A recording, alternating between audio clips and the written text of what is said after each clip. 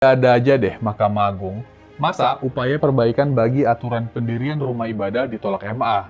Jadi, MA menolak gugatan permohonan uji materi atas peraturan bersama dua menteri tahun 2006 tentang pendirian rumah ibadah. By the way, yang mengajukan gugatan itu diantaranya Partai Solidaritas Indonesia (PSI). Sebelumnya, PSI menggugat aturan tentang pendirian rumah ibadah itu ke MA pada Maret lalu. Dalam gugatannya, PSI ingin syarat rekomendasi dari Forum Kerukunan Umat Beragama (FKUB) dalam aturan itu dihapus. Asal tahu aja, menurut aturan itu, izin pendirian rumah ibadah akan diterbitkan setelah memenuhi 4 syarat. Di antaranya, rekomendasi dari FKUB kabupaten atau kota, dan rekomendasi dari Kementerian Agama. Masalahnya, FKUB seringkali dinilai jadi penghambat pemberian izin pendirian rumah ibadah. Karena itu, menurut PSI, kewenangan FKUB harus dibatasi. Nah, putusan MA itu bikin warganet kecewa banget. Hakim dianggap nggak bijaksana dalam melihat gugatan ini. Politisi PSI Dede Uki Prayudi juga ikut berkomentar. Maafkan, kami sudah mencoba sebisa kami, namun masih gagal, kata Uki. Memang gugatan PSI itu ditolak MA, tapi substansinya didorong Menteri Agama Gus Yakut baru-baru ini. Gus Yakut ingin merevisi aturan pendirian rumah ibadah agar lebih mudah. Gus Yakut ingin rekomendasi pendirian rumah ibadah cukup dari Kementerian Agama. Dari FKUB nggak diperlukan lagi. Substansi inilah yang disampaikan petinggi PSI ketika menemui Gus Yakut pada April lalu. Perjuangan untuk memperbaiki aturan pendirian rumah ibadah masih panjang. Mudah-mudahan semua pihak memberikan dukungan kepada langkah PSI dan Gus Yakut. Yuk, dukung perbaikan pendirian rumah ibadah. Nah, perhatikan kawan-kawan. Di sini kita bisa lihat siapa MUI itu. Organisasi apa MUI ini? Di sini kita lihat MUI bukanlah organisasi yang pro ya kepada keragaman. Dia sudah tahu biang kerok atau undang-undang ya yang ditunggangi oleh kelompok-kelompok muslim untuk melakukan ya penghalangan pembangunan rumah ibadah itu adalah SKB 2 Menteri. Tapi lihat, ketika ini dipermudah oleh ya Menak, langsung MUI mengkritik dan nggak usah diganti-gantilah itu kata dia ya. Oke, kita gaspol betul, gaspol ya, nyimak kawan-kawan, viralkan ini, ramaikan ya. Kita harus ramaikan supaya Indonesia tahu siapa MUI ini ya. Dan tadi saya apresiasi sangat luar biasa kepada PBB ya, Pemuda Batak Bersatu yang sudah memerahkan kota Medan. Dan ternyata di sana hadir juga anak mantunya Jokowi ya, siapalah lupa namanya itu ya, yang hadir ikut berorasi ya. Dan kawan-kawan, di mana kelompok-kelompok iblis ya, kelompok-kelompok sampah yang selama ini ribut-ribut ya menghalangi jemaat GKI ya untuk beribadah itu. Di mana mereka? Ya, nyungsep diam ketika Pemuda Batak Bersatu ya memerahkan kota Medan. Ini kita harus melakukan perlawanan. Jangan biarkan mereka berkoar-koar menghancurkan NKRI tercinta ini, kawan-kawan. Jangan, ya, jangan kita biarkan mereka. Kita harus lawan mereka. Ya, salam Bung Pion 77 ya. Masuk Bung, linknya sudah saya kasih di live chat ya. Ya, kita lihat dulu informasi pertama ini, sobat. Pemerintah cabut SKB 2 Menteri. Ya, mungkin lebih tepatnya akan mencabut ya. Biang kerok IMB rumah ibadah dipersulit. Begini penjelasan Kementerian Agama pada Rabu 7 Juni 2023. Ya. Jakarta. Ya, diotv.com, Rabu 7 Juni 2023, pemerintah memutuskan cabut. Oh, sudah diputuskan kawan-kawan. Pemerintah memutuskan cabut SKB 2 Menteri karena menjadi biang kerok izin mendirikan atau ya IMB rumah ibadah dipersulit. Kementerian Agama tengah menyusun. Jadi ini pernyataannya agak bingung saya. Katanya pemerintah memutuskan cabut ya. Tapi belum dicabut ya. Baru memutuskan tapi belum dicabut karena kalimat berikutnya, Kementerian Agama tengah menyusun konsep ya permudah IMB rumah ibadah. Ya berarti kalau aturan baru belum clear, berarti aturan lama masih berlaku dong. Itu logikanya ya. Kementerian Agama tengah menyusun konsep permudah IMB rumah ibadah. Cukup ya berbekalkan rekomendasi Kementerian Agama. Iya dong. Oh, bangun rumah ibadah aja ribet banget. Ya khusus. Jadi ya ketika membangun rumah ibadah, rekomendasinya tidak perlu lagi lewat RT, RW, blebet. Ya lewat apa lagi tuh? Lurah, lewat mana lagi? FKUB, ya lewat lewat apa lagi tuh? Bisa tuh. Lewat tanda tangan bla bla ya. Langsung rekomendasinya Kementerian Agama. IMB rumah ibadah cukup rekomendasi Kementerian Agama. Merespon Presiden Joko Widodo di Istana Bogor Selasa 17 Januari 2023, hak beribadah dijamin konstitusi. Memang sih terasa lambat sih, dari Januari loh, baru bulan Juni lalu baru ada tindakan ya. Tapi nggak apa-apa lah, setidak-tidaknya adalah tanggapannya. Rapat koordinasi nasional kepala daerah dan forum komunikasi pimpinan daerah di Bogor Selasa 17 Januari 2023, Presiden Joko Widodo peringatkan kepada daerah jangan persulit IMB rumah ibadah ya. IMB rumah ibadah sekarang cukup rekomendasi Kementerian Agama, disampaikan Menteri Agama Yakut Kolit Komas di DPR RI Jakarta Senin tanggal 5 Juni 2023. Surat keputusan bersama atau SKB Menteri yaitu Menteri Agama dan Menteri Dalam Negeri nomor 9 tahun 2006 diberlakukan menyebabkan IMB rumah ibadah dipersulit. Baru sadar loh ya, bertahun-tahun baru sadar ya. Ya syukurlah sudah sadar. Yakut Kolit Komas menanggapi, terus ya maraknya penolakan pembangunan rumah ibadah, agama tertentu dan pembubaran paksa saat masyarakat tengah beribadah. Yakut Kolit Komas mengatakan nantinya IMB, jadi nantinya ya, belum sekarang ya, nantinya IMB rumah ibadah bisa didirikan cukup dengan satu rekomendasi yaitu rekomendasi Kementerian Agama. Ya, SKB Menteri, ya, Agama dan Menteri Dalam Negeri, ya, Mendagri nomor 9 tahun 2006, izin pembangunan rumah ibadah harus mendapatkan dua rekomendasi. Pertama, rekomendasi dari Kementerian Agama, kedua rekomendasi FKUB. Ya, dengan regulasi baru, menurut Yakut Kolit Komas, mengantongi IMB rumah ibadah tidak perlu lagi kantongi rekomendasi FKUB, tapi cukup pakai rekomendasi Kementerian Agama. IMB rumah ibadah cukup rekomendasi Kementerian Agama, ya, tertuang di dalam rancangan peraturan presiden yang sudah diusulkan ke Sekretariat Negara, kata Yakut Komas. Jadi kawan-kawan, saya yakin MUI akan berusaha untuk menggagalkan ini. Makanya kita harus viralkan, harus terus menyuarakan ya. Jadi nggak sia-sia ya kita berkoar-koar ini kawan-kawan ya. Yakut Kolit Komas mengatakan fakta menunjukkan semakin banyak rekomendasi justru semakin persulit masyarakat mengantongi IMB rumah ibadah. Nah loh, tahu juga ya.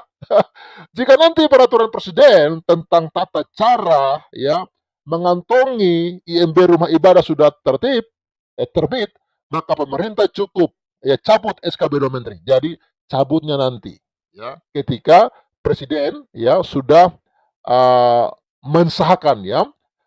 Peringatan Presiden Joko Widodo di Istana Bogor Selasa 17 Januari 2003 sempat dipandang ya skeptis dari masyarakat karena SKB Menteri belum dicabut. Ya jujur saya juga skeptik ya dengan hal ini ya.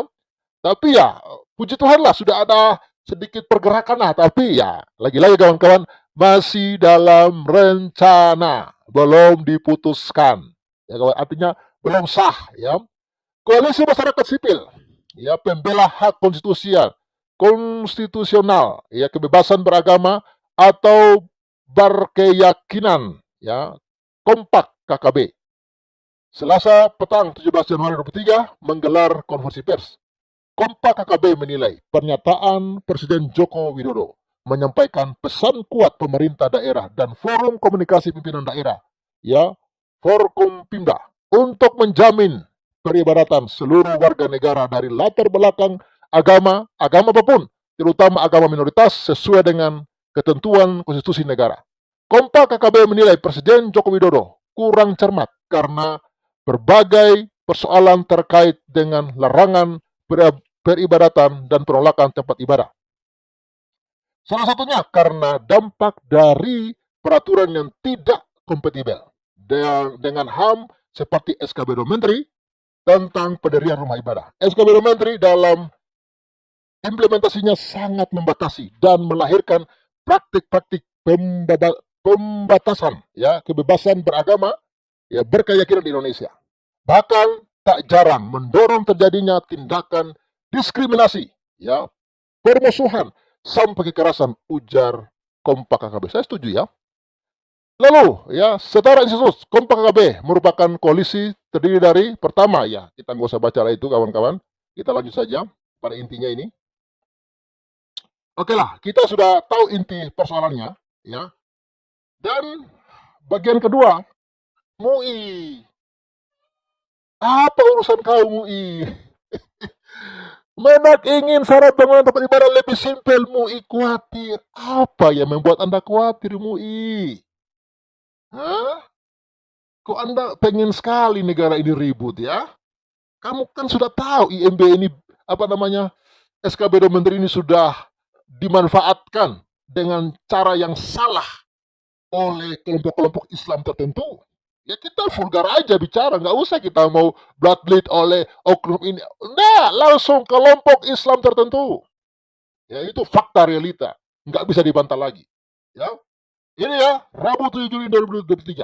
Ya, Jakarta, CNN, Majelis Ulama Indonesia khawatir dengan rencana Menteri Agama Yakut Kolit Komas yang ingin syarat pendirian tempat ibadah di Indonesia diubah menjadi lebih simpel. Yakut ingin pendirian rumah ibadah cukup rekomendasi dari Kemenak saja. Lebih simpel dari aturan lama yang membutuhkan rekomendasi dari Forum Kerukunan Umat Beragama serta Kemenak. Kemenak sudah mengajukan agar dibuatkan peraturan presiden yang baru. Ya, sekarang kami menghapus satu rekomendasi. Jadi, ya, di Perpres yang kami ajukan, rekomendasi hanya satu saja, cukup dari Kemenak. Jadi, tidak ada FKUB. Karena seringkali semakin banyak rekomendasi semakin mempersulit, kata Yakut dalam raker bersama Komisi 8 DPR Senin tanggal 26. Di sisi lain, Wakil Ketua MUI Anwar Abbas, aduh, siang dah si tua ini. Si tua udah bau-bau ini juga, masih juga ribet ya. Khawatir rencana tersebut justru memicu kegaduhan dan tindak kekerasan di masyarakat. Aduh, inilah otak-otak sempit manusia-manusia ini. Kriminal, mau ulama, mau kelompok apapun yang melakukan ya kriminal terhadap pembangunan rumah ibadah, ada polisi yang akan sikat mereka. Makanya Presiden juga harus memberikan ketegasan kepada kepolisian. Jangan biarkan kelompok-kelompok ini berkeliaran di NKRI ini ya. Saya hanya mengajukan pertanyaan, kalau terjadi kegaduhan inilah ya, jadi memang mereka sudah menyiapkan plan 2 ini kawan-kawan. Seandainya SKB Menteri dicabut, maka plan kedua MUI adalah apa? Membuat kegaduhan. Saya berpikiran gitu aja, opini saya seperti itu aja. Kenapa? Kenapa dia harus takut gitu loh? Berarti secara tidak langsung dia sudah merencanakan kegaduhan nanti ke depannya. Benar nggak kawan-kawan? Ya? Dan tindak kekerasan di tengah-tengah masyarakat akibat dari kebijakan yang dibuat oleh seorang menteri. Maka siapa yang harus disalahkan? Masyarakatnya atau menterinya? Kata Anwar saat dihubungi pada Rabu 7 bulan 6. Yakut sebelumnya telah menjelaskan bahwa rencana perubahan izin mendirikan rumah ibadah adalah respon atas beragam kejadian penolakan rumah ibadah yang menyebabkan kericuhan di sejumlah daerah. Salah satunya, kejadian aksi pengubahan ibadah secara paksa dan provokatif yang dilakukan oleh kelompok masyarakat terhadap jemaat gereja Wasaron, ya, Binjai, Sumatera Utara pada Jumat 19 bulan 5 lalu. Yakut lantas mengingatkan agar seluruh umat beragama Indonesia lebih mengedepankan sikap toleran kepada penganut agama lain. Jadi secara tidak langsung, ya, MUI sudah memberikan apa ya semacam statement atau pengakuan bahwa memang kelompok-kelompok Islam yang suka melarang rumah ibadah itu orang-orangnya memang suka kerusuhan. Atau jangan-jangan MUI yang menyuruh mereka untuk melakukan kerusuhan ke depannya. Ya kan? Apabila ada umat yang masih fokus pada perbedaan, maka berarti belum memahami agamanya secara mendalam. fakta di Binjai ada kasus penolakan rumah ibadah itu ada, dan kita tidak boleh menyangkal itu. Semua persoalan bisa kita selesaikan kalau kita mengawali dengan kejujuran, terutama jujur dengan agama kita, ujarnya. Aturan mengenai pendirian tempat ibadah diatur dalam peraturan bersama agama menteri, ya SKB menteri ya. Dalam SKB itu diperlukan rekomendasi dari Kemenak dan Forum Kerukunan Umat Beragama di wilayah setempat. Namun selama ini kerap ditemukan kasus pendirian tempat ibadah dipersulit oleh warga. Ada apa dengan MUI? Jangan-jangan selama ini MUI lah biang kerusuhan di negara ini. Jangan-jangan selama ini MUI lah yang memerintahkan kelompok-kelompok Islam tertentu untuk melakukan penolakan terhadap pendirian rumah ibadah, gereja terlebih khusus. Jangan-jangan MUI lah yang selama ini merencanakan kegaduhan terhadap membangun rumah ibadah di negara ini. Kenapa MUI harus khawatir kalau SKB Menteri ini dicabut? Masih pantaskah MUI ada di Indonesia? Oke, sudah 20 menit saya ngoceh, ya, sudah berbusa pula. Saya persilakan sahabat-sahabat saya yang sudah bergabung. Brother Piong 77 Channel dan Rocky Gemblung. Salam semuanya. Ya, terima kasih. Salam waras Pak Pavel. Salam waras untuk Pak Rocky Gemblung dan semua kita yang menonton ya. Ini luar biasa nih. Hari ini luar biasa Pak Pavel terus semangat sekali dan gigih seperti pejuang kemerdekaan dulu ya. Begitu bergelora. Kita memaklumi ya, semua penonton pun, semua netizen, semua masyarakat. Ya, ini bukan masyarakat Kristen, tetapi baik Kristen maupun Islam atau Muslim itu sangat miris melihat penutupan rumah ibadah, melihat pembubaran rumah ibadah, melihat pelarangan rumah ibadah, terutama gereja, yang dilakukan oleh oknum-oknum yang mengatasnamakan agama.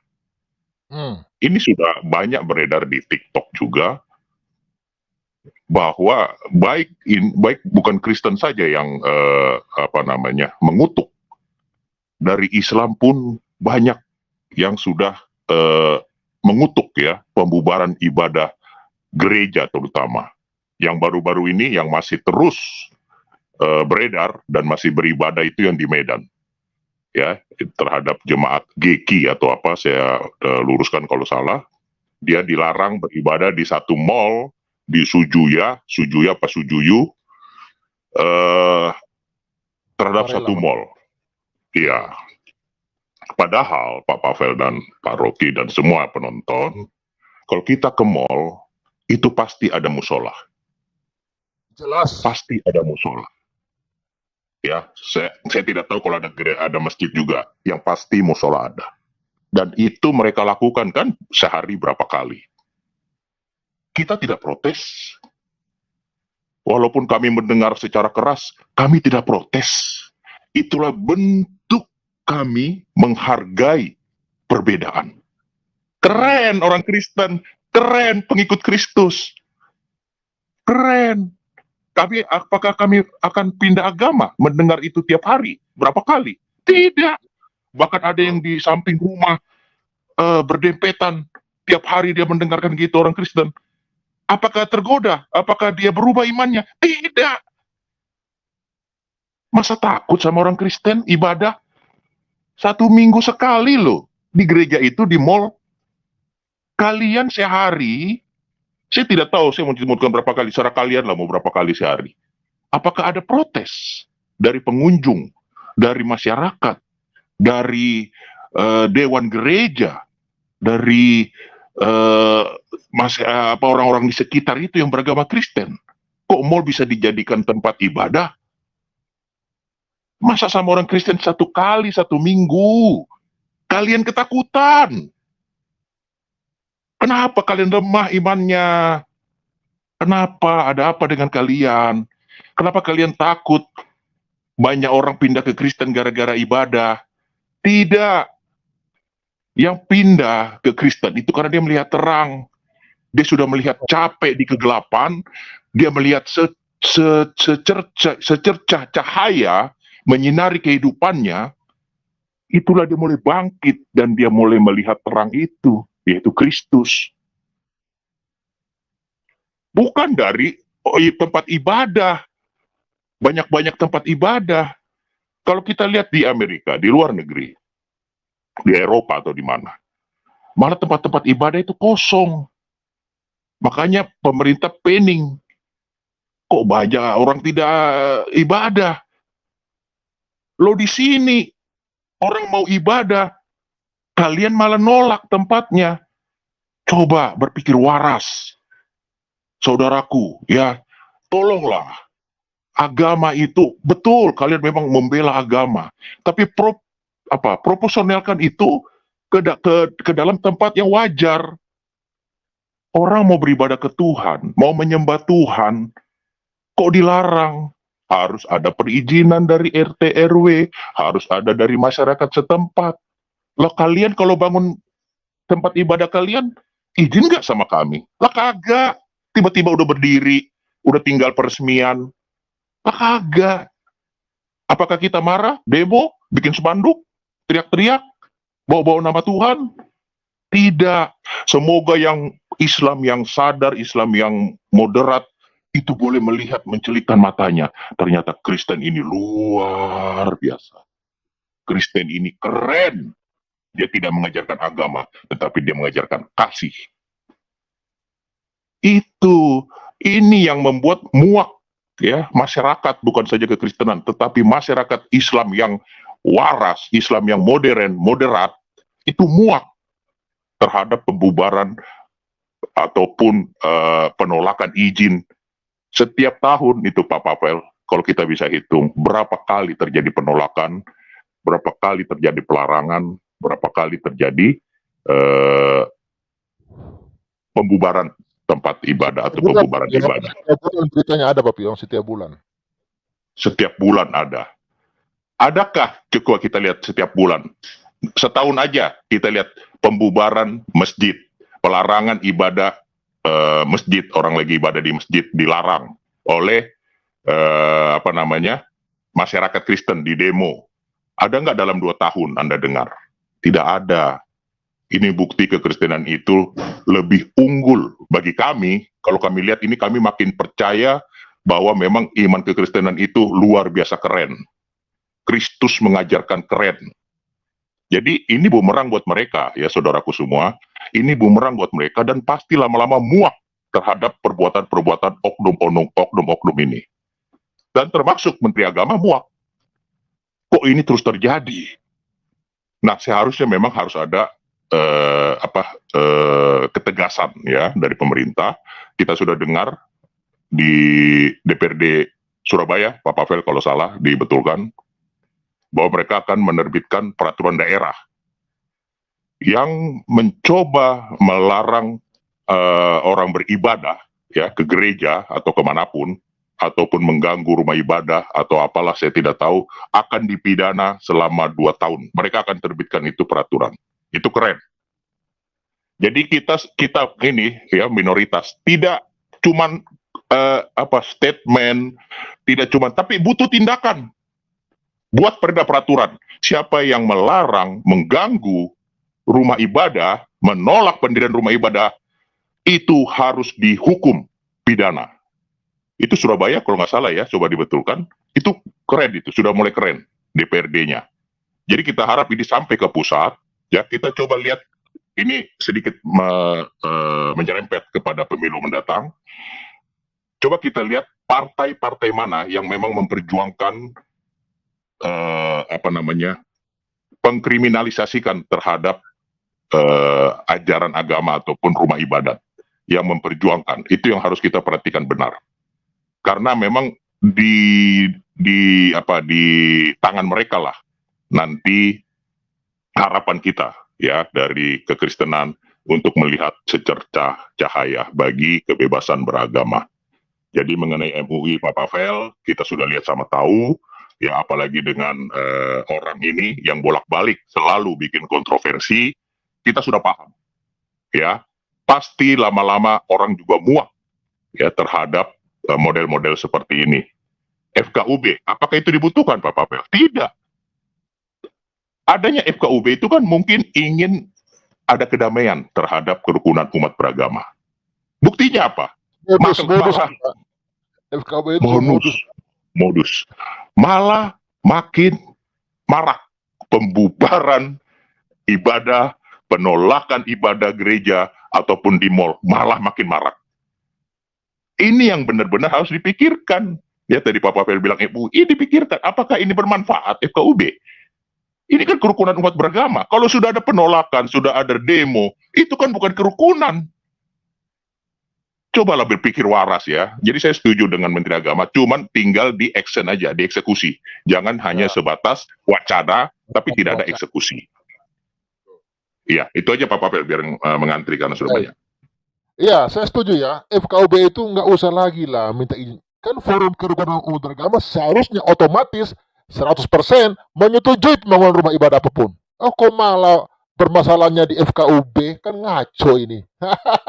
Oke, Bung Rocky Gemblung. Salam waras Bung Rocky. Gimana nih tanggapannya ini? Beberapa malam ini kita terus singgung ya. Jokowi, mana janji kampanyemu?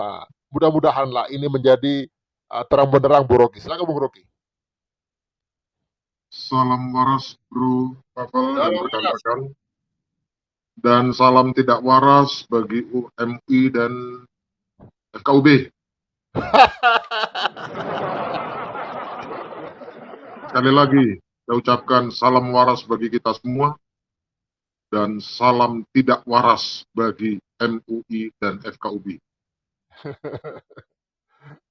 Harusnya sebelum MUI berkomentar, dia cari data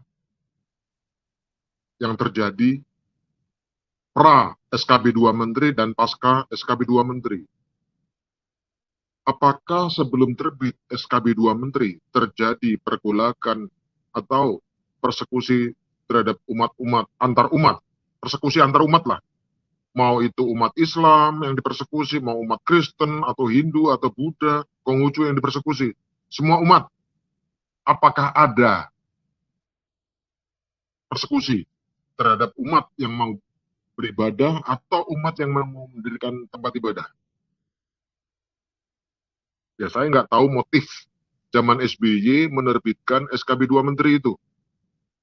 Tetapi ternyata setelah SKB 2 Menteri zaman SBY terbit, maka muncullah kaum radikal yang kita tahu sepak terjang mereka dengan menggunakan baju-baju Yaman, dan terjadi persekusi atau tindak intoleransi yang luar biasa hingga saat ini. Ditambah muncul lagi FKUB. Saya belum berkomentar dengan MUI ini. Jadi pasca ada SKB 2 Menteri, maka negara ini jadi porak-poranda. Ketika para radikalis ini begitu mencengkeram negara ini, mencengkeram tatanan kehidupan masyarakat, mencengkeram dan memporak-porandakan tatanan sosial yang ada di Indonesia, ada sebagian yang bertepuk tangan, yaitu MUI dan FKUB. Bertepuk tangan mereka menikmati kondisi itu. Dan mungkin pada saat pemerintahan saat itu juga menikmati. Ya mungkin ada motif-motif politik ya, untuk melanggengkan kekuasaan, bisa saja. Dan itu juga terjadi waktu Pilkada DKI kemarin. Pertanyaannya adalah gini, ketika ada niat baik dari pemerintah untuk memperbaiki, ya, memperbaiki sesuatu tatanan yang sudah porak-poranda ini, ternyata MUI kurang setuju dengan alasan kalau terjadi apa-apa, ini kata Anwar Abbas ini yang kita baca ya, kalau terjadi apa-apa, menteri mana yang mau disalahkan? Ini kan pertanyaan orang goblok. Orang goblok, walaupun katanya dia itu S3, tapi goblok. Kurang piknik. Kan dia jelas di berita itu, Kementerian Agama menyerahkan draft ke Seknek untuk diterbitkan peraturan presiden atau keputusan presiden. Karena keputusan presiden itu mengikat seluruh masyarakat Indonesia. Sama kedudukannya dengan undang-undang. Kalau peraturan menteri, itu kan kedudukannya kan hanya di bawah peraturan presiden. Yang bertanggung jawab, kata si Anwar Abbas, ya tetap kalau terjadi kegaduhan, yang bertanggung jawab adalah presiden karena dia yang mengeluarkan Kepres. Presiden bisa menggerakkan TNI atau Polri untuk kalau terjadi kegaduhan. Kalau Menteri Agama kan tidak bisa. Maka yang diajukan adalah Kepres. Karena Kepres mengikat. Kalau Menteri Agama, Kementerian hanya mengikat aturan di bawah Kementerian Agama doang. Paham Mbak, Pak Anwar?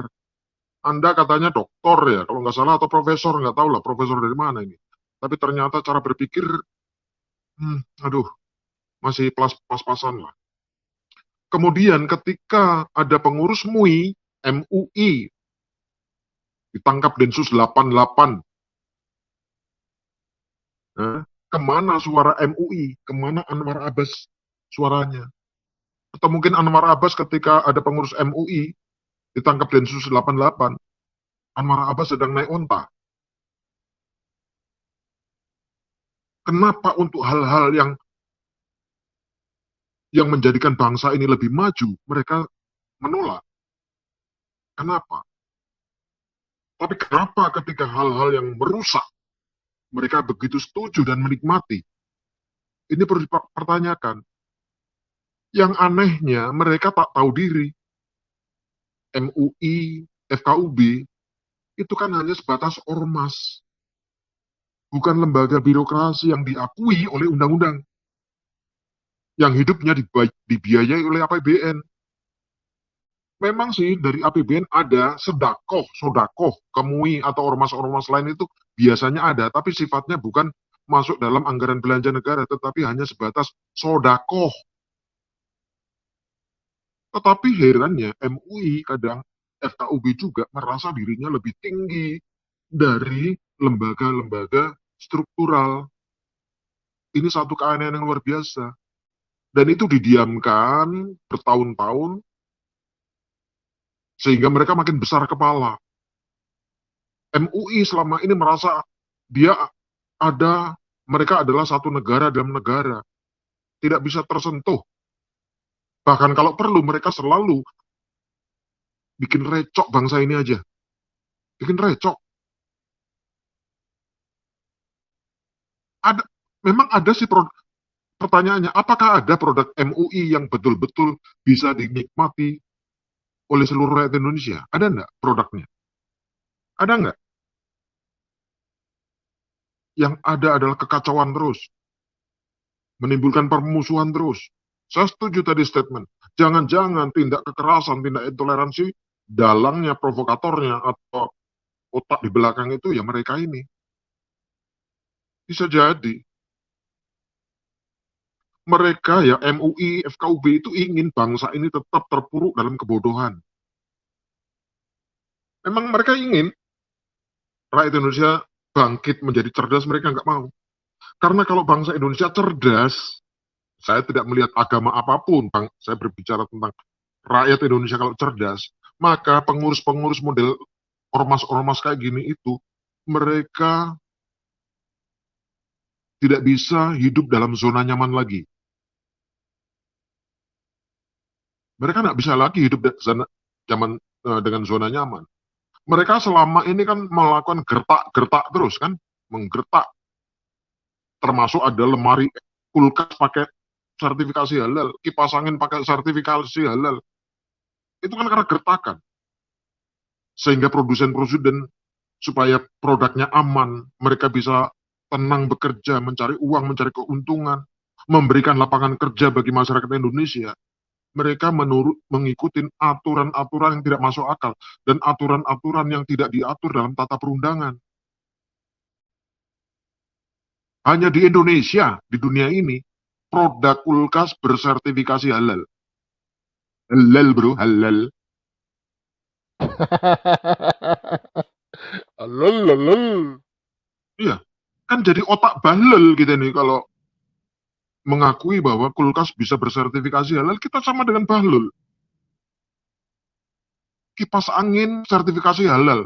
Artinya ketika kipas angin berputar, udara yang dihembus oleh kipas angin adalah udara halal. Itu kan cara berpikir Pret, bro. Jadi hanya di Indonesia ada udara bersertifikasi halal. Kalau dihembuskan kipas angin bersertifikasi halal. Kalau kipas anginnya tidak ada sertifikasi halal, berarti angin yang dihasilkan kipas angin adalah angin haram.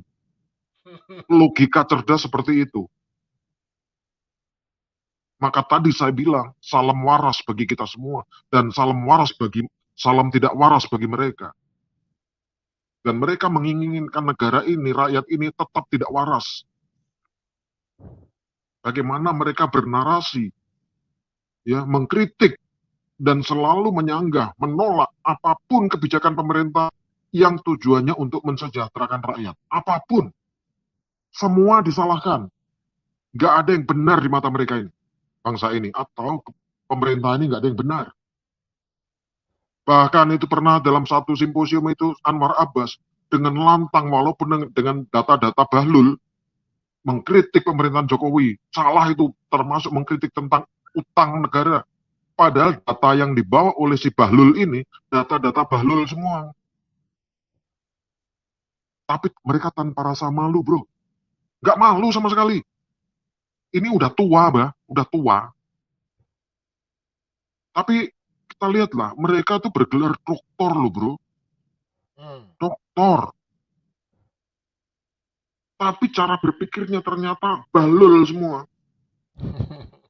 Seharusnya ya, kalau ada kebijakan pemerintah yang bisa kira-kira meningkatkan taraf kecerdasan rakyat, maka harus didukung. Karena apa?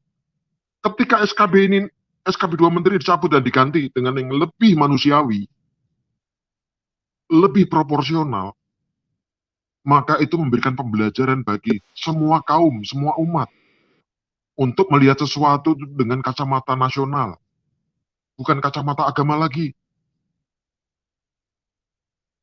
Mereka harus melihat dari kacamata nasionalisme. Dimanapun di dunia ini, bro, kalau memandang sesuatu dari kacamata agama, maka itu balul semua, bro. Pasti balul. Sebagai contoh, kacamata agama. Agamaku adalah agama paling benar dan paling diridhoi oleh Tuhan, katanya kan. Itu kan kacamata agama.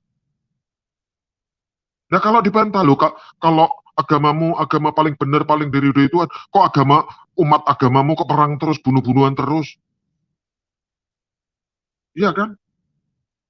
Kalau nanti ada pengganti SKB 2 Menteri yang lebih smart, dan lebih tidak bahlul, lebih nasionalis, kita yakin, bro, Indonesia ini akan kembali lagi menjadi negara yang berbasis jiwa Nusantara, bro. Yang berbasis dari cita-cita Mojopahit. Patih Gajah Mada, bro. Menyatukan Indonesia. Menyatukan Indonesia tanpa kotak-kotak suku, agama, ras. Semua satu Indonesia.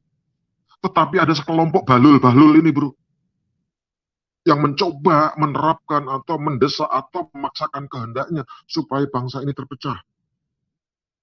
Dan mereka menikmati itu, bro. Omong kosong kalau mereka tidak menikmati. Karena dengan cara pemecah belahan ini, bro, mereka punya daya tekan. Ya, mereka punya daya ancam.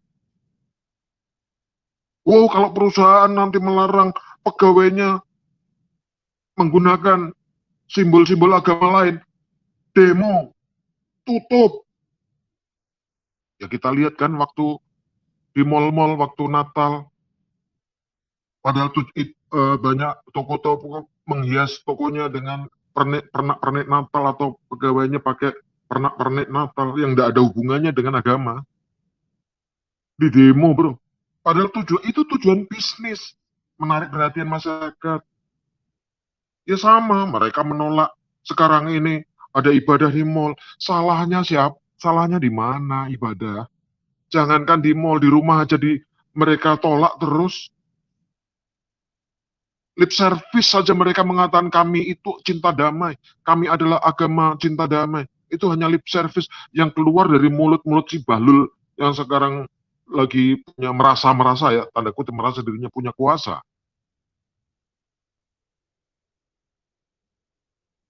Iya kan? Dengan cara itu misalnya mereka bisa mengancam investor. Kalau lo nggak ngasih loe, ngasih cuan, nanti ancaman demo.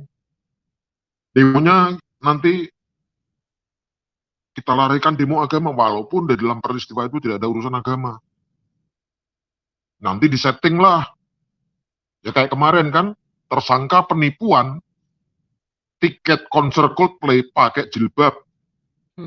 Ribut mui. Demonya dilarikan ke agama. Iya kan? Semua mencoba dihubungkan supaya investor atau pengusaha tuh ngasih cuan, bro. Itu aja sebenarnya tujuannya. Dan mereka menikmati itu bertahun-tahun. Harusnya kalau memang mereka tidak berani mereka tuh masuk room ini, bro. Kita diskusi baik-baik. Mereka kan selalu corong aja model mereka ngomong lewat toa, bro. Kayak si Anwar Abbas. Mereka nggak pernah berani diskusi terbuka, bro. Dengan masyarakat ya. Saya tidak mengatakan dengan masyarakat agama, enggak. Dengan masyarakat biasa yang cinta damai, yang benar-benar nasionalis. Nggak bakalan berani, bro. Mereka berani keluar-keluar depan kaumnya doang, yang satu irama, satu pikir, dan orang-orang yang sudah berhasil mereka doktrin. Kalau istilahnya gini, bro, mereka selama ini dibiarkan jadi besar kepala, bro. Palelu peang. Lanjut yang lain. Malam rupiang. Ya oke, terima kasih Bung Rocky Gemblung, luar biasa. Salam waras untuk kita semua dan salam waras untuk salam tidak waras untuk mereka ya. Raja Kafir, salam waras Raja Kafir. Open your mic. Ya, selamat sore. Masih waraskah kita? Dalam waras berupa Pavel. Silakan. Ya, dan teman-teman ya. Iya, kalau saya sih membaca judul ini, kok kelihatannya ini tawar hati ya. Karena menurut saya ini hanya PHP ya. Apa? Karena kalau kita lihat suasananya saat ini kan mau pilpres. Jadi apakah mungkin, ya toh? Nah, itu akan membuat semakin kegaduhan. Belum lagi sekarang ini kan ada konflik internal antar mereka, para kiai dengan Habib-Habib itu. Banyak yang palsu. Nah, jadi ini saya kira, makanya saya ini hanya PHP saja. Kalau menurut saya, ya kita akan buktikan nanti. Ya nggak tahu kapan kan begitu. Karena ini suasananya kan lagi mau pilpres ini. Ya toh, tentunya ya secara kalau politik jauh ya dari pemikiran ya.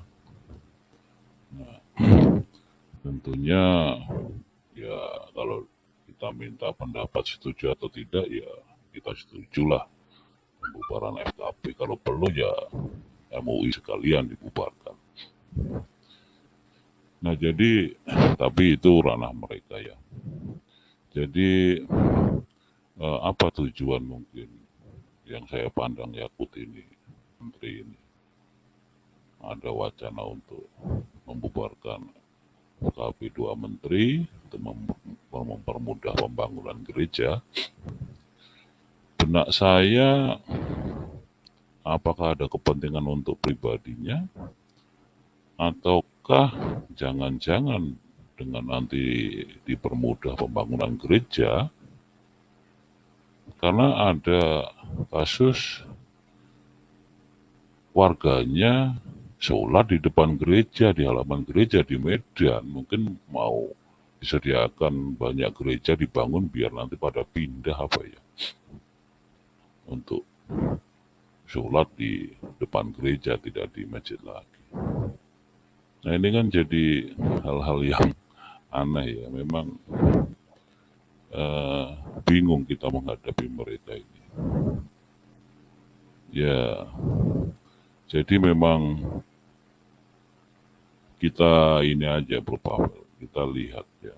Seperti tadi Bro Piong bilang di Jawa Timur nanti ada perda. Nah itu saya kira juga PHP saja untuk bikin suasana adem atau pengalian isu, pengalian opini. Karena kalau mau dibikin pun perda atau yang pidana segala macam ya, ya selesai dengan hukum rimba. Karena mereka sudah terbiasa dengan hukum rimba.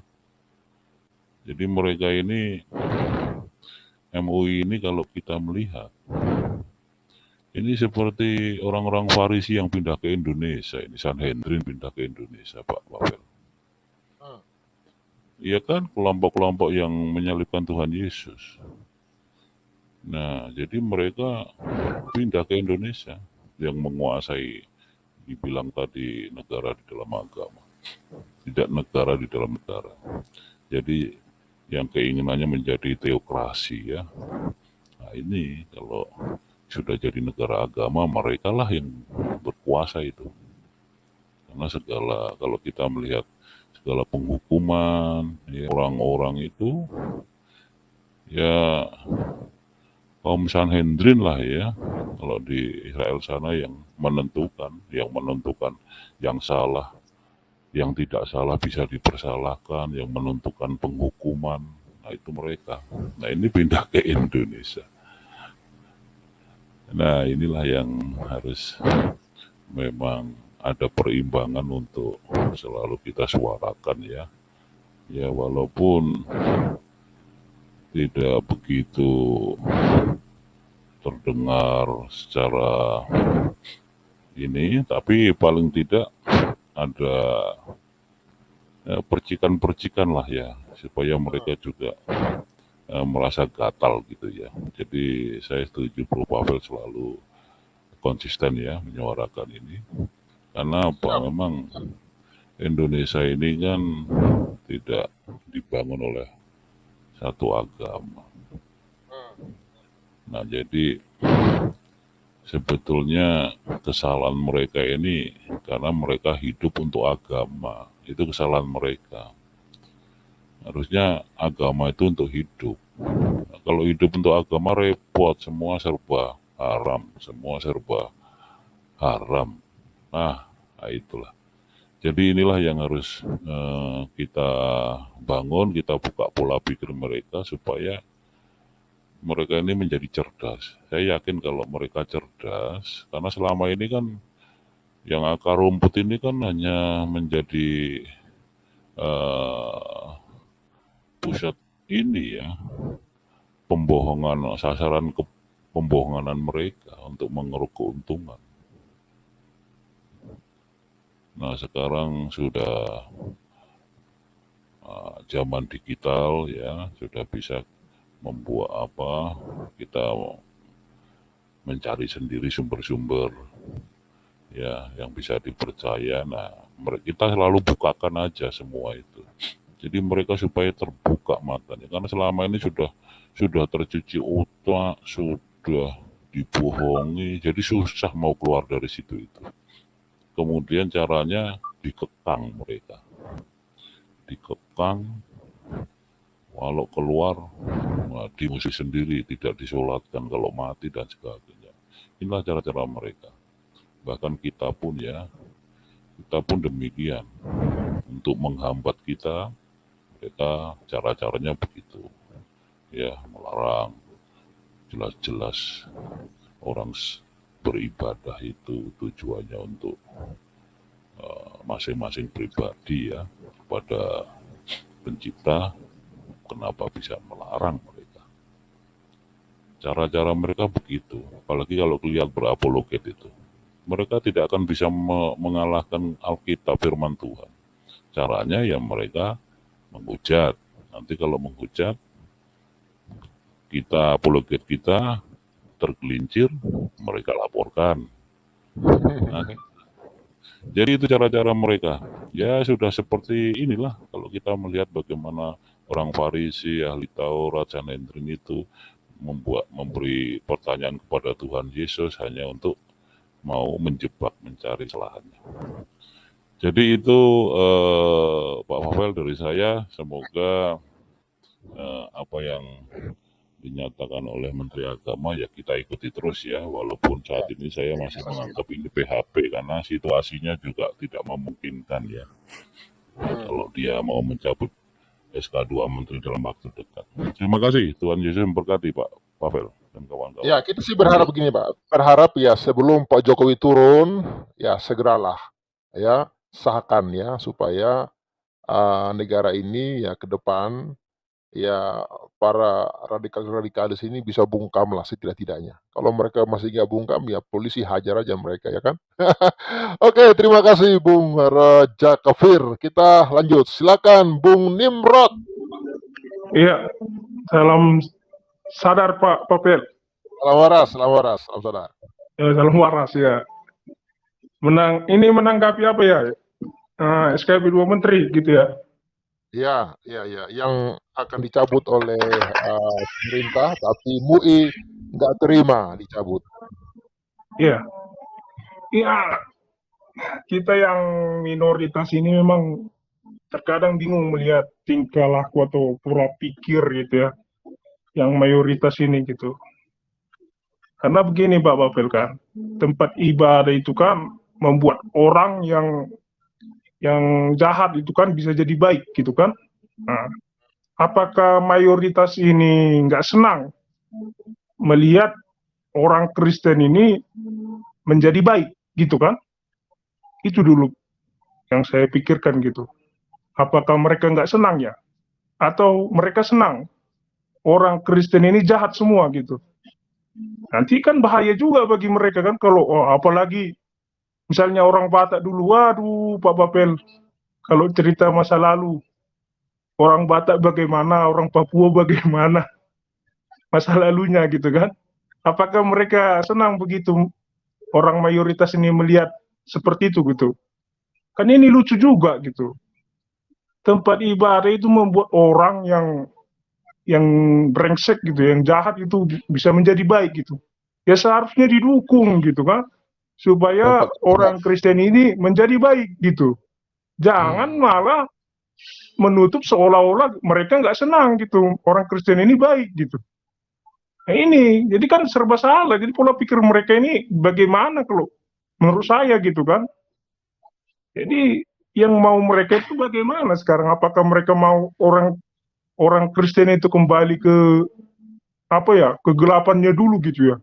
Nanti kalau seperti itu mereka nggak tahan gitu kan? Nah, apalagi orang-orang, aduh, gak usah lah cerita zaman dulu Pak, udah ngeri lah gitu kan? Yang dibilang dulu bisa makan orang gitu kan, kanibal gitu kan? Itu jadi mereka ini sebenarnya aneh. Saya lihat Pak, maunya gimana gitu kan? Gitu. Sampai-sampai tempat ibadah orang pun juga diurusi gitu kan. Apakah orang Kristen nggak bisa ngurus tempat ibadah sendiri kan? Aneh. Memang udah terlalu aneh gitu. Lebih baik mereka urus yang masalah mereka saja kan, yang seperti yang paling viral itu di media sosial itu di apa itu ya, yang ponpes itu ya, yang kasus-kasus santriwati itu lebih baik diurus mereka gitu. Internal mereka masih banyak masalah-masalah yang apa yang belum terselesaikan itu sampai sekarang itu kasus-kasus itu berlanjut terus gitu. Seharusnya mereka itu urusannya gitu. Kenapa kok ngurusi tempat ibadah orang lain kan? Nah ini, dan lucunya pemerintah ini pun seakan-akan, gimana ya saya bilang Pak Bapet, seakan-akan membiarkan gitu kan, seperti ormas-ormas yang berbau agama ini berkuasa gitu, asal ngomong aja gitu ya. Saya pun agak bingung nih pemerintah sekarang ini Pak Bapel gitu. Apakah pemerintah itu mau gitu, apa orang-orang Indonesia ini ribut masalah agama? Kan aneh juga gitu. Masa masalah tempat ibadah pun juga diurusi gitu ya. Nah itu saya pun bingung Pak. Kalau memang negara ini memang mau ke khilafah ya terus terang saja gitu kan. Jangan kayak dua kaki gitu. Sok Pancasilais tapi kebijakannya seperti ini kan. Susah orang beribadah gitu kan.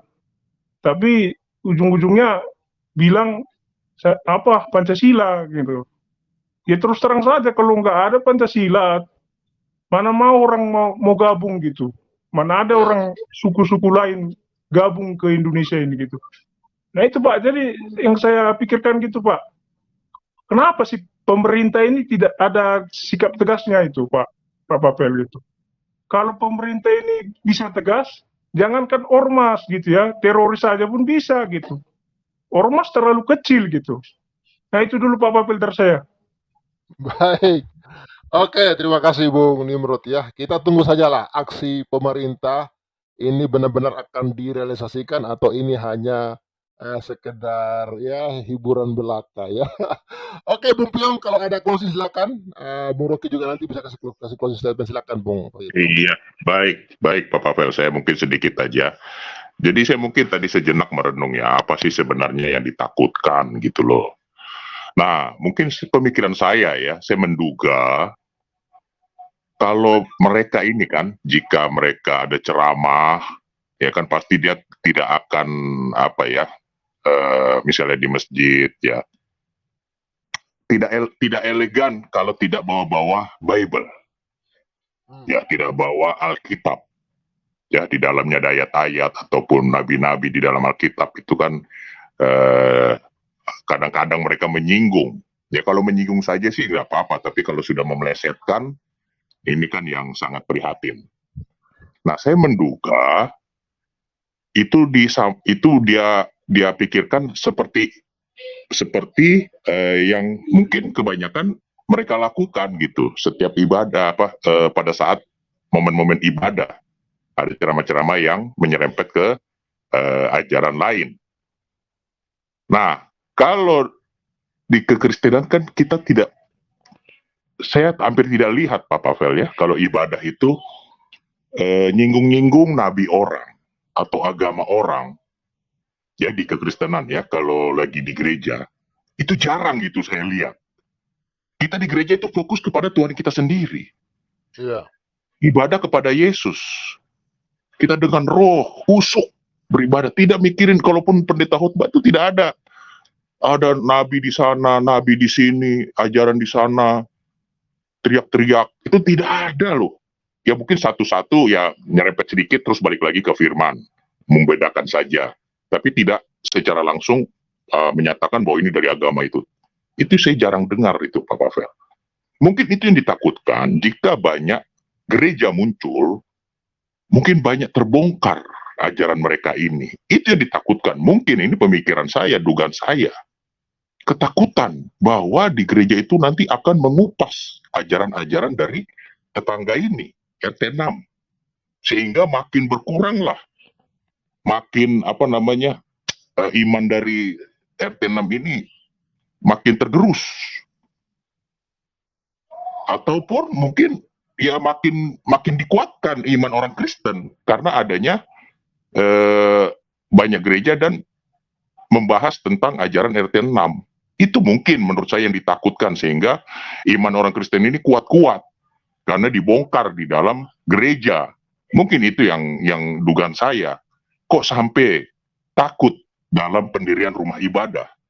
Ini kan kalau kita putar otak bolak-balik kita pikir apa sih sebenarnya? Kita merenung gitu ya. Tapi jangan di goa, jangan. Kita merenung di dalam kamar saja. Jangan kita pergi ke goa-goa, itu gelap kan, itu banyak-banyak iblis, banyak jin. Jangan pergi ke goa-goa. Kita di dalam rumah, di dalam kamar, kita coba merenung ya. Misalnya contoh kayak kekristenan ini, kita renung, kenapa ya mereka ini sangat takut terhadap gereja, padahal dia hanya 1 minggu. Apa yang menyebabkan takut? Itu karena kita berputar. Makanya tadi sebentar sekilat itu kok saya bisa berpikir, apa gara-gara kalau gereja banyak, mereka takut agamanya dia itu disinggung terus, sehingga iman orang Kristen ini makin kuat. Oh, ternyata sangat jomplang, mungkin begitu ya, sangat jomplang. Dan sehingga jadi mualaf ini makin sedikit. Itu mungkin ketakutan mereka. Padahal tidak ada dalam ibadah kita itu fokus kepada ajaran mereka, nabi mereka. Karena kita ini sudah keren. Ajaran kekristenan ini sudah keren, ajaran kasih. Dan itu ditunjukkan di dalam kehidupan, di dalam bernegara. Itu bukti ajaran Kristen itu. Kalau kita lihat sebaliknya, coba lihat. Demo, rumah ibadah di demo, bawa-bawa agama, bawa-bawa ayat, bawa-bawa Tuhan. Ini sebenarnya yang harus diperhatikan oleh ormas-ormas ini, yang sok besar-besar ini. Dan pemerintah negara harus tegas. Ya kita berdoa lah. Semoga pemimpin ke depan, mungkin ini kesimpulan, kita masih berharap Indonesia ini dilawat Tuhan, menampilkan pemimpin ke depan yang tegas. Bukan hanya sebatas menghimbau kepada bupati, kepada ini, untuk ini. Menghimbau ya tidak akan selesai. Tetapi buat peraturan, instruksi presiden, buat DPR, apa kalian itu yang duduk-duduk di sana, yang ngakunya Kristen, Keresten, apa namanya, Keresten, apa itu kalian di sana? Minimal kalian bersuara. Oh ini, kami sangat mengutuk. Ya, coba Pak Piong ini jadi anggota DPR, Pak Pavel, nggak ada yang bersuara, saya bersuara di media. Saya mengutuk keras terhadap pembubaran ataupun pelarangan ibadah yang mungkin terakhir ini di Medan. Masa di jalan begitu tidak, misalnya contoh, kok tidak direspon oleh pemerintah setempat ataupun misalnya di situ ada wali kota. Kenapa tidak direspon? Kenapa dibiarkan sampai berpuluh-puluh kali ibadah di situ? Harus bersuara di dalamnya. Walaupun kita pribadi, tetapi ini media sosial. Media sosial ini bisa mengembangkan, kan ini berbicara anggota dewan. Tapi saya belum pernah lihat anggota dewan yang bisa vokal terhadap minoritas kekristenan, apalagi itu agama kadang ini saya malas ngomong agamanya, apalagi dia pengikut Kristus. Di dalam gereja dia mengikuti Kristus, ibadah, memuji, memuliakan nama Tuhan Yesus. Tetapi pada saat dia di tempat tugasnya sebagai wakil rakyat, wakil kekristenan, tidak ada suara satupun. Jadi itulah harapan kita Pak Pavel, kita berdoa ke depan. Saya juga kemarin bertemu dengan calon-calon anggota dewan, saya utarakan. Kalau Bapak jadi, ya, misalnya di Senayan, bersuaralah Pak. Minimal Bapak bersuara. Nggak usah pikirin partai atau apa, Bapak bersuara, itu kan ada media meliputi. Dan itu mungkin akan didengar oleh aparat keamanan ataupun pemerintah secara keseluruhan, karena yang berbicara dewan. Saya bicarakan Pak, ini yang mau calon ini adalah salah satu partai yang masih kecil, tapi gerakannya itu ngeri ya, untuk mengkritik terhadap gangguan-gangguan minoritas ataupun keadaan yang ketidakadilan di masyarakat. Saya bilang, oh iya, iya. Jadi apa yang bisa kita perbuat, ini yang kita bisa suarakan, baik di media ataupun di dunia nyata, apalagi ini menjelang legislatif dan pemilihan presiden. Itu saja Pak Pavel, semoga ke depan ini tidak ada lagi penutupan rumah ibadah, pelarangan ibadah, ataupun izin yang dipersulit ya. Semoga ke depan Indonesia lebih baik dan jaya, dan ya Indonesia ini menjadi negara maju yang diimpikan oleh Presiden Jokowi. Terima kasih Pak Pavel dan semuanya. Terima kasih Bung Piong, puji Tuhan. Bung Rocky, silakan Bung Rocky, ada closing statement, silakan Bung Rocky. Gini bro, ada seolah-olah ada pandangan bahwa non-muslim itu sebagai penghalang masuk surga bro. Ini kan jadi membingungkan. Sementara mereka kan sudah punya ukuran kan, kalau masuk surga itu mereka punya ukuran sendiri. Yaitu pahala dan apalah itu kan. Apakah dengan penolakan tempat ibadah penolakan orang beribadah itu masuk kategori pahala. Saya kadang bingung. Jadi mereka menolak itu dengan apa ya, kita lihatlah wajah mereka, kelakuan mereka lebih parah daripada setan. Sampai ngancam-ngancam perang agama, bunuh segala macam. Bahkan seorang yang di Medan itu emak-emak pakai jilbab, mulutnya luar biasa kotor, bro. Bagaimana dia mencoba memprovokasi rakyat yang sebetulnya nggak ada urusan, nggak ngerti apa-apa. Tapi coba diprovokasi begitu parah, bro. Apakah ini cermin satu agama yang ngajarkan kayak gini? Apakah ini kah agama mereka ngajarkan? Seolah-olah non-muslim itu, seperti yang saya bilang tadi, penghalang mereka masuk surga. Tapi mereka selalu mengklaim bahwa mereka adalah orang damai. Giliran ada SKB atau rencana peraturan presiden atau keputusan presiden yang sifatnya memang untuk kedamaian, ini orang tokoh-tokoh yang selalu berteriak bahwa kami adalah agama damai dan kami adalah agama yang paling diridhoi. Kok jadi kebakaran jenggot? Logika kok terbalik-balik? Logika terbalik-balik. Untuk hal-hal yang lebih parah, yang merusak masa depan bangsa, seperti yang terjadi di pondok-pondok pesantren, mereka fine-fine aja, bro. Nggak pernah mereka berdemo, nggak pernah MUI itu melakukan ya semacam komentar lah. Nggak ada sama sekali. Seolah-olah mereka merestui kejadian-kejadian itu. Mereka merasa nggak ketampar lah dengan kejadian itu. Ya wajar dong orang lain menilai, oh berarti mereka begitu toh.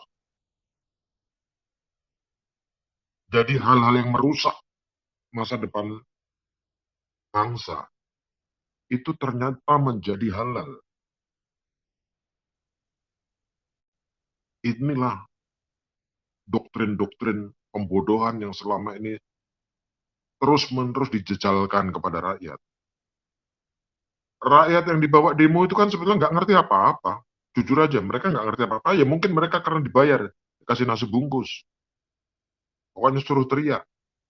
Pokoknya suruh ngikutin komando orang yang pakai pakaian Arab Yaman itu. Ketika orang-orang Arab Yaman menghina bangsa ini dengan mengatakan orang Indonesia itu masih sebangsa monyet. Artinya orang-orang MUI termasuk pengurusnya itu adalah monyet. MUI tidak komentar, bro. Dibilang dikatain monyet oleh orang Arab Yaman. Kita aja, bro, dibilang orang Medan, bagudung kau pasti tersinggung, bro. Bukan monyet, bagudung. Coba orang Batak, Bro Pavel, ketemu sama orang Batak, kau panggil lah, Bro Pavel. Woi, bagudung. Pasti dia marah, bro. Langsung kita kena sikat itu, bro. Lah ini kita dibilangin monyet yang hidupnya bergelantungan di atas pohon dan bahkan dibilang kita ini jongos mereka, bro. Kita yang punya martabat marah. Kita ngamuk. Tapi lihat, MUI atau orang-orang yang lagi nyaman duduk di kursi mereka di pusat sana, tidak ada satupun yang berkomentar atau memberangus mulut-mulut kotor ini, bro. Nggak ada. Padahal itu sudah diatur dalam koridor undang-undang KUHP kita. Penghinaan, bro. Penghinaan kepada negara. Nggak komentar, kan? Sampai kapanpun, bro, hal-hal yang coba dilakukan pemerintah untuk kebaikan bangsa ini, selama MUI dan FKUB ada, bro, tetap akan diganggu. Tetap akan diganggu. Dan tadi saya sebetulnya setuju juga dengan pendapat Bapak itu tadi ya, Pak siapa tadi? Kapir. Bahwa ini mungkin PHP, oke. Saya sepakat itu bro. Ini adalah PHP karena pilpres. Biasalah jualan pilpres kan. Tetapi kita kan tidak boleh berkecil hati. Kita tetap harus bersuara. Kita tagih janji termasuk kepada Jokowi. Tagih janji. Sampai nanti akhir masa jabatan Pak Jokowi nanti ternyata dia tidak mencabut SKB 2 menteri ini bro. Kita rame-rame